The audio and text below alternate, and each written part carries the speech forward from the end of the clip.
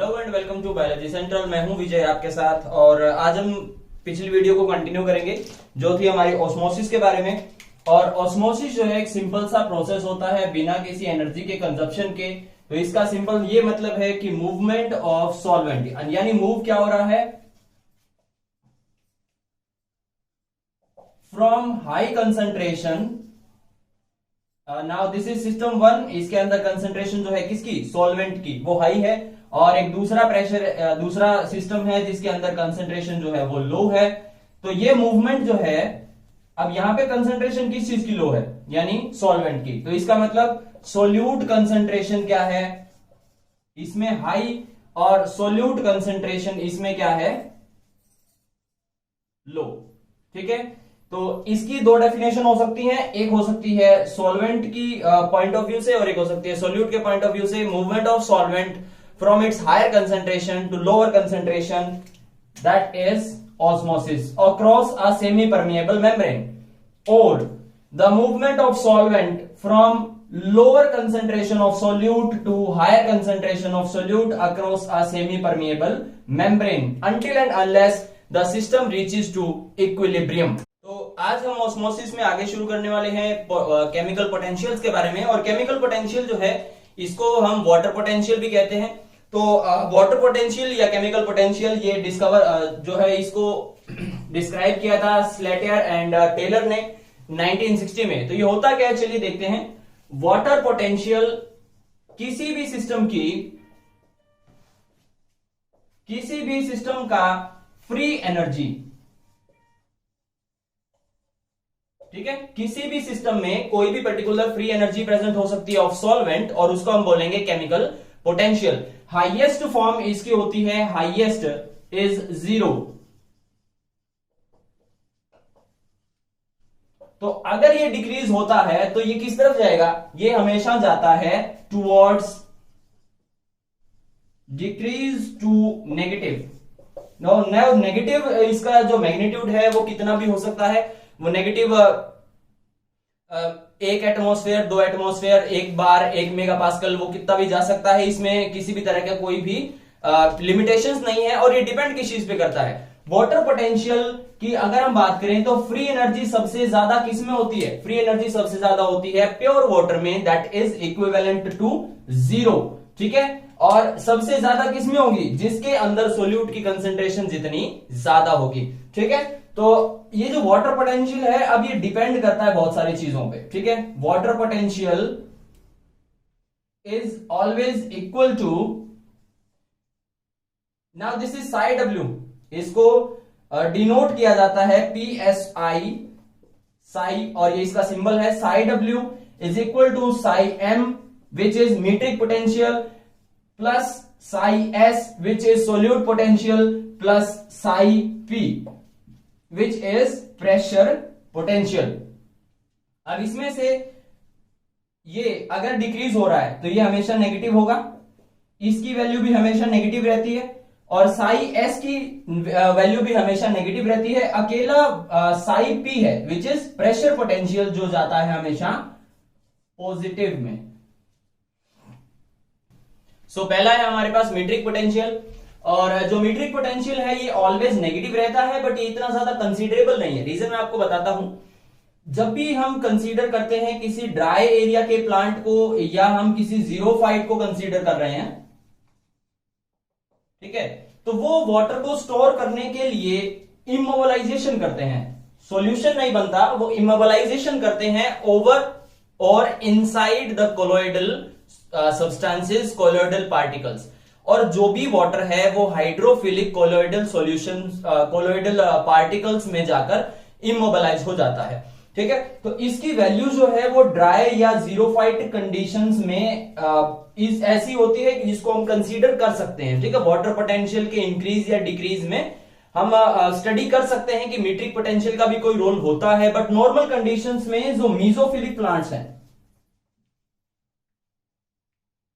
अब मीजोफिलिक प्लांट्स कौन से होते हैं, जो नॉर्मल टेम्परेचर पे ग्रो करते हैं, उनके मैच्योर सेल्स के अंदर ये जो मीट्रिक पोटेंशियल है हमेशा -0.1 के अराउंड रहता है। तो ये इतना ज्यादा कंसीडरेबल नहीं है। सो फाइनली जो वाटर पोटेंशियल है psi W is equal to, जो पहले था psi M plus psi S plus psi P, हमने उसे सिर्फ नॉर्मल कंडीशंस में स्टडी करने के लिए Sai S plus psi P, solute potential and pressure potential इतना ही रख लिया। होता क्या है, इमोबिलाइजेशन। ठीक है, तो इसके बाद हम शुरू करेंगे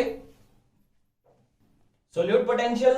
अब बात करेंगे अगर हम सोल्यूट पोटेंशियल की, तो मैंने आपको बताया था एक चीज कि जो भी वाटर पोटेंशियल है ये प्योर वाटर का सबसे ज्यादा होता है और ये डिक्रीज होता रहता है। जितना ज्यादा मोल्स ऑफ सोल्यूट हम डालते रहते हैं किसी भी सॉल्वेंट में, for example we have water, तो जो जीरो है वो नेगेटिव की तरफ जाना शुरू हो जाता है, negative will be the lesser. इसमें दो तरीके के सोल्यूट होते हैं हमारे पास, एक इलेक्ट्रोलाइट और एक नॉन इलेक्ट्रोलाइट। तो इलेक्ट्रोलाइट्स जो है इनका ज्यादा इफेक्ट होता है, sorry for the mistake, electrolytes have more effect and the non electrolytes have less. So जो इलेक्ट्रोलाइट्स हैं इनका इफेक्ट पड़ता है -43.3 एटमॉस्फेयर के अराउंड, यानी ये 0 से -43 एटमॉस्फेयर तक कम कर सकते हैं free energy, water potential of free water. And non electrolytes की अगर हम बात करते हैं तो ये जस्ट डिक्रीज करते हैं 20 to 23 एटमॉस्फेयर। ठीक है, अब सोल्यूट जितना ज्यादा होगा उतना ही ज्यादा वाटर पोटेंशियल डिक्रीज होता जाएगा। So the solute potential is degree by which the water potential decrease due to the presence of solute particles. तो अब जो है हम अप्लाई करते हैं वाटर पोटेंशियल को और सोल्यूट पोटेंशियल को इनटू ऑस्मोसिस। ठीक है, एक कोई भी सेल है आप लोगों के पास और ये जो सेल है इसका वाटर पोटेंशियल कम है, is less than the outer side जिसका वाटर पोटेंशियल हाई है। अब वाटर पोटेंशियल हाई, सपोज इसका वाटर पोटेंशियल 0 है। ठीक है, मतलब क्या है, ये प्योर वाटर है और ये एक सेल है तो इसका ऑब्वियसली वाटर पोटेंशियल क्या रहेगा, लो रहेगा, सपोज इट इज -10। दूसरी आती है बात सोल्यूट पोटेंशियल की, तो सोल्यूट पोटेंशियल सपोज करिए यहां पर वही हम NaCl की बात कर लेते हैं, यहां पर कोई भी सोल्यूट नहीं प्रेजेंट है तो इसका सोल्यूट पोटेंशियल कुछ भी नहीं होगा। यहां पर सोल्यूट पोटेंशियल जो है वो एक सर्टेन अमाउंट है और यहां पर सोल्यूट पोटेंशियल सपोज करते हैं हम ज्यादा है।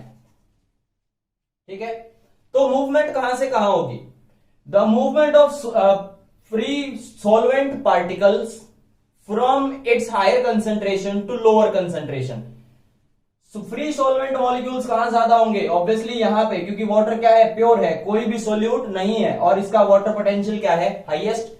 हमेशा मूवमेंट होगी सेल के अंदर।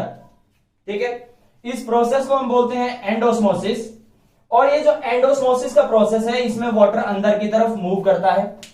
वाटर अंदर जैसे जैसे मूव करता रहेगा, अब देखिए बाहर की तरफ अगर 0 है वाटर पोटेंशियल तो अंदर का वाटर पोटेंशियल कभी भी 0 नहीं हो सकता। इसका मतलब ये कि चाहिए कितना भी ट्राई कर ले सेल जो है वो बर्स्ट हो सकता है, बट ये दोनों सिस्टम, ये सिस्टम और ये सिस्टम कभी भी इक्विलिब्रियम पे नहीं आएंगे। ठीक है, बट ये जो सेल वॉल है ये अंदर की तरफ से वाटर मूव किया तो इसने वॉल्स के ऊपर प्रेशर लगाना शुरू कर दिया। ठीक है, प्रोटोप्लाज्म में वाटर एंट्री कर रहा है, कंटिन्यूअसली एंटर हो रहा है, तो यहां पे वाटर का जो प्रेशर है वो वॉल्स के ऊपर पड़ता रहेगा, as I told you earlier. इसको बोलते हैं टर्गर प्रेशर। ठीक है, और ये टर्गर प्रेशर जो है एक सेल को कर देता है, क्या देता है, टर्जिडिटी। अब यहां पे एक छोटी सी चीज समझने की ये आती है कि every action has equal and opposite reaction. तो ये जो वॉल है ये अंदर से आते हुए उस साइटोप्लाज्मिक प्रेशर को या टर्गर प्रेशर को इक्वल रिस्पॉन्स देती है, ऑपोजिट रिस्पॉन्स देती है, and that is known as wall pressure.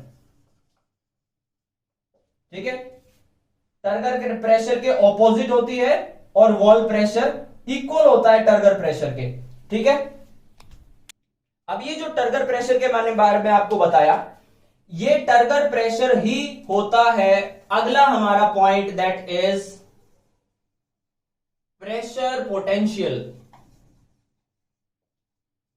ठीक है। और ये प्रेशर पोटेंशियल एक अकेली एंटिटी ऐसी है जो water potential is equal to solute potential plus water pressure potential, इन तीनों कंडीशंस में एक ही ऐसी एंटिटी है जो हमेशा क्या रहती है, पॉजिटिव रहती है, ठीक है। अब so now we are on to the osmotic potential and this is the fourth entity of the chemical potential। and osmotic pressure क्या चीज होती है, जब भी एक कोई सेल प्योर वाटर में डाला जाता है या किसी हाइपोटोनिक सॉल्यूशन में डाला जाता है तो वाटर पोटेंशियल सेल के अंदर कम है और बाहर प्योर वाटर के अंदर वाटर पोटेंशियल क्या है, हाईएस्ट है, 0 है। तो ऐसे केस में वाटर जो है अंदर की तरफ मूव करना शुरू होगा, एंडोस्मोसिस का प्रोसेस शुरू हो जाएगा और वो प्रोसेस तब तक चलेगा या तो सेल बर्स्ट ना हो जाए और सेकंड जब तक इक्विलिब्रियम पे नहीं आ जाते। अब जब भी एक सेल जो है वो कंप्लीटली वाटर को गेन करते जा रहा है तो जब वो बर्स्ट होगा यानी तब जब उसकी वॉल्स जो हैं एक्टिव रह सकती हैं, यानी वो प्रेशर जहां तक उसकी वॉल्स एक्टिव रह सकती हैं उसे बोलते हैं ऑस्मोटिक प्रेशर, ठीक है। और जिसके तुरंत बाद जो सेल है वो बर्स्ट हो सकता है अगर और वाटर अंदर जाता है तो, या हम इसे इस तरह से भी डिफाइन कर सकते हैं, ये एक फ्लास्क है और इस फ्लास्क के ऊपर एक सेलोफेन की मेम्ब्रेन को इसके माउथ के ऊपर रख दिया गया, जड़ दिया गया अच्छे तरीके से, और इस फ्लास्क के अंदर डाला जाता है सॉल्यूशन, कोई भी तरीके का सॉल्यूशन हो सकता है, और फिर इस फ्लास्क को रख दिया उल्टा इन द प्योर वाटर। अब ऑब्वियसली ऑस्मोसिस जो है प्योर वाटर से होगा ऑलवेज नेगेटिव वाटर पोटेंशियल की तरफ, तो वाटर जो है वो अंदर की तरफ मूव करना शुरू कर देता है। कब तक मूव करता रहेगा, जब तक ये दोनों सिस्टम, एक ये सिस्टम और ये सिस्टम इक्विलिब्रियम पे नहीं आ जाते। बट हमने क्या किया, ऊपर एक पिस्टन लगा दिया और इस पिस्टन की हेल्प से, with the help of this piston we are trying to stop the entry of water, क्योंकि यहां से जब ऊपर नहीं जाने दिया जाएगा सॉल्यूशन को तो अंदर से ऑब्वियसली वाटर अंदर एंटर करना रुक जाएगा। तो जो प्रेशर ऑस्मोसिस के काम को रोक सकता है, the pressure, the magnitude of the pressure which can stop the movement of water from system A to system B is known as osmotic pressure. Okay, इसके बाद ऑस्मोटिक प्रेशर जो है इसको कैलकुलेट करने के लिए हमारे पास एक चीज आती है, the calculation is with the help of now osmotic pressure is also the solute potential. तो psi s is equal to CRT। C means concentration of solute, R means the gas constant, and the T is temperature। ठीक है, ये होता है calculate करने का तरीका।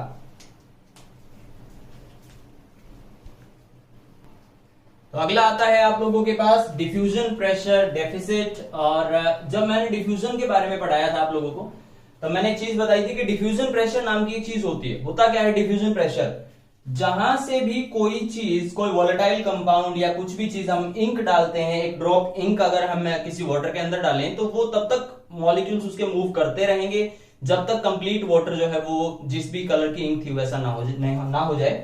तो जहां पर सबसे ज्यादा कंसेंट्रेशन है, ठीक है, सपोज ये ड्रॉप जो है ये वो वाटर के अंदर डाली गई है और सबसे ज्यादा कंसेंट्रेशन कहां है, इंक की, ड्रॉप के बिल्कुल पास। तो बिल्कुल स्टार्टिंग का जो फेज होता है डिफ्यूजन का वो सबसे फास्ट होता है और that is responsible for speeding up the diffusion process, the concentration. ठीक है, और जैसे जैसे कंसेंट्रेशन कम होती जाती है, यानी या चाहे यहां पे हो चाहे यहां पे हो चाहे कहीं भी पूरे सिस्टम के अंदर, जैसे जैसे कंसेंट्रेशन कम होती चली जाएगी वैसे वैसे डिफ्यूजन का जो प्रोग्रेशन है, जो प्रोसेस है वो भी स्लो हो जाएगा। ठीक है, तो ऐसे केस में एक चीज आती है आप लोगों के पास, डिफ्यूजन प्रेशर डेफिसिट। देखिए, एक कोई भी सिस्टम जहां पर दो चीजें चल रही हैं, एक सेल है, एक प्लांट सेल है, इस प्लांट सेल के अंदर ऑस्मोसिस भी चल रहा है through the semi permeable membrane, और इसकी प्लाज्मोडेस्माटा से कुछ डिफ्यूजन की भी प्रोसेस जो है वो कैरी आउट हो रहे हैं। अब ऑस्मोसिस जो है वो इतना ज्यादा बढ़ चुका है कि जो वाटर है वो कंटिन्यूअसली एंडोस्मोसिस कर रहा है। This is the process of endosmosis and water is continuously filling inside the cell.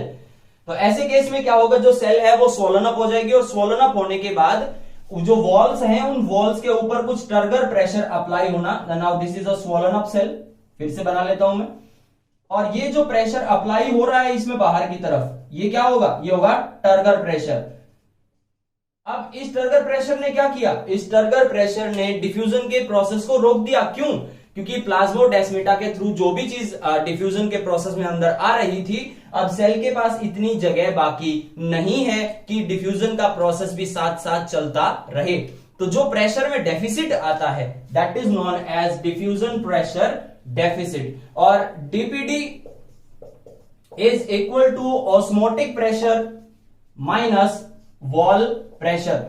तो अगर मैं ऑस्मोटिक प्रेशर को से जो इसकी वॉल की जो रिजिडिटी है, ये वॉल जितना ओप्रेस कर रही है कि अगर कम है इसकी रिजिडिटी तो क्या होगा, सेल बर्स्ट हो जाएगा। बट ये वॉल जो है पूरा ध्यान रखती है इस चीज का कि ये सेल जो है वो बर्स्ट ना हो, इसलिए ये ऑपोजिट प्रेशर लगाती है। अब ऑपोजिट प्रेशर लगेगा तो क्या होगा, ऑस्मोसिस का जो प्रोसेस है वो थोड़ा सा स्लो डाउन हो जाएगा। जो मैंने आपको फनल का एक्सपेरिमेंट करवाया था जस्ट नाउ, वही चीज, एक्सटर्नल प्रेशर अप्लाई। अब वो एक्सटर्नल प्रेशर अप्लाई कौन कर रहा है, वो वॉल्स कर रही हैं। और उसमें से जो वॉल है उसके प्रेशर को अगर मैं डिक्रीज कर देता हूं तो ऑस्मोटिक प्रेशर जो है इसके इक्विवेलेंट होता है डिफ्यूजन प्रेशर डेफिसिट। तो इस वीडियो के हम बिल्कुल आखिरी टॉपिक पे आ चुके हैं, जो है एप्लीकेशन ऑफ केमिकल पोटेंशियल। देखिए केमिकल पोटेंशियल के बारे में हमने इतना कुछ पढ़ लिया, तो वो ऑस्मोसिस में किस तरह से अप्लाई होता है। ऑस्मोसिस और एंडोस्मोसिस और एक्सोस्मोसिस दो चीजें हैं आप लोगों के पास। तो जब वाटर पोटेंशियल जो है किसी भी हाइपोटोनिक सॉल्यूशन का, ठीक है, वाटर पोटेंशियल किसी भी हाइपोटोनिक सॉल्यूशन का जीरो होगा या कोई भी सॉल्यूशन जो है हाइपोटोनिक होगा, तो उस सेल के अंदर, या दोनों कंडीशंस क्या है, सेल की कंडीशंस है, इसमें नेगेटिव सोल्यूट पोटेंशियल और प्रेशर पोटेंशियल जीरो, ये दोनों ये कंडीशंस क्या करती हैं, एंडोस्मोसिस के लिए रिस्पॉन्सिबल है, ठीक है। और वाटर कंटिन्यूअसली जब एंटर करता रहेगा तो दो चीजें हो सकती हैं। एक कंडीशन आ सकती है इक्विलिब्रियम की, जो सेल के अंदर वाटर है वो भी इक्विवेलेंट टू जीरो हो जाए। और अगर वाटर पोटेंशियल जीरो हो जाता है तो कंडीशन बन जाएगी ये, solute potential will be equal to pressure potential, ठीक है। और इस कंडीशन में वाटर की जो मूवमेंट है, जो एंडोस्मोसिस की मूवमेंट है, वो स्टॉप हो जाएगी। दूसरी कंडीशन आती है डिफ्यूजन प्रेशर डेफिशिएंट के अकॉर्डिंग। तो जो डिफ्यूजन प्रेशर डेफिशिएंट है that is equal to osmotic pressure minus turgor pressure, ठीक है। तो जब डीपीडी भी जीरो हो जाएगा, इसका मतलब यह है कि सेल जो है वो कंप्लीटली फिलअप हो चुका है, सेल से उसके पास और जगह नहीं बची है टू रिसीव वाटर। तो कब, जब osmotic pressure is equal to the turgor pressure and cell is now at steady state, ये और ज्यादा वाटर को एक्सेप्ट नहीं कर सकता। दूसरी कंडीशन है जब हम सॉल्यूशन में डालते हैं, कौन से सॉल्यूशन में, हाइपरटोनिक सॉल्यूशन में, movement of, this is loss of water, this is gain of water. Loss of water कब कंडीशन में होगा, जब ये बाहर का जो वाटर पोटेंशियल है दैट इज लो। लो का मतलब इससे लो, ठीक है, सोल्यूट पोटेंशियल से भी कम। अब एक सेल है, इसके अंदर ऑब्वियसली वाटर प्रेजेंट है, बट उसका वाटर पोटेंशियल बाहर के वाटर पोटेंशियल से ज्यादा है। अंदर के वाटर का पोटेंशियल बाहर के वाटर के पोटेंशियल से ज्यादा है, और प्रेशर पोटेंशियल क्या है, जीरो है। तो ऐसे केस में वाटर की मूवमेंट होती है सेल से बाहर, ठीक है। कब तक, जब तक सेल जो है वो प्लाज्मोलाइज्ड ना हो जाए, उसका सारा प्लाज्मा जो है वो वॉल्स को छोड़ के सेंटर की तरफ अट्रैक्ट होना ना शुरू हो जाए। और ये कंडीशन कब बनेगी, जब सोल्यूट पोटेंशियल जो है वो वाटर पोटेंशियल के इक्वल हो जाएगा। अब यहां क्या होगा, बाहर का वो जो वाटर है उसको बाहर का जो सॉल्यूशन है, हम उसको इतना ज्यादा वाटर एक सेल प्रोवाइड नहीं कर सकता कि दोनों की कंडीशन जो है वो इक्विवेलेंट हो जाए। तो होगा क्या, जो वाटर सेल के अंदर से बाहर निकल रहा था, इसकी वजह से सेल का वाटर पोटेंशियल कम हो रहा था। और एक टाइम ऐसा आया जब इस सेल के बाहर का और सेल के अंदर का जो वाटर पोटेंशियल है वो दोनों क्या हो गए, इक्वल हो गए। That is solute potential and water potential equal. अब सोल्यूट पोटेंशियल और वाटर पोटेंशियल हमेशा याद रखिएगा इक्वल होते हैं कब? जब प्रेशर पोटेंशियल जीरो होता है।